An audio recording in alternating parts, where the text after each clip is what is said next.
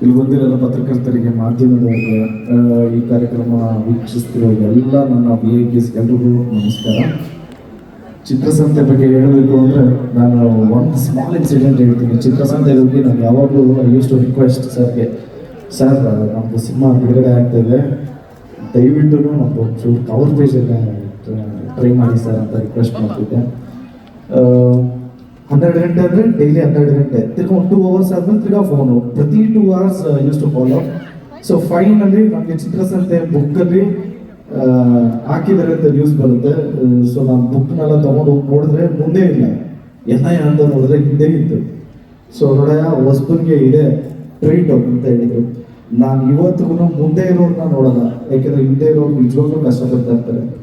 So ನಾನು ಯಾವತ್ತೂ ಅದನ್ನು ನಂಬ್ತೀನಿ, ಹಿಂದೆ ಇರೋನು ಯಾವತ್ತೂ ಮುಂದೆ ಬರಲೇಬೇಕು, ಬಂದೇ ಬರ್ತಾನೆ. ಹಾರ್ಡ್ ವರ್ಕ್ ಇದ್ದರೆ ಎಲ್ಲನೂ ಅಚೀವ್ ಮಾಡ್ಬೋದು. ನಾನು ಇನ್ನು ಆ ಪ್ರೊಸೆಸ್ಸಲ್ಲೇ ಇದ್ದೀನಿ.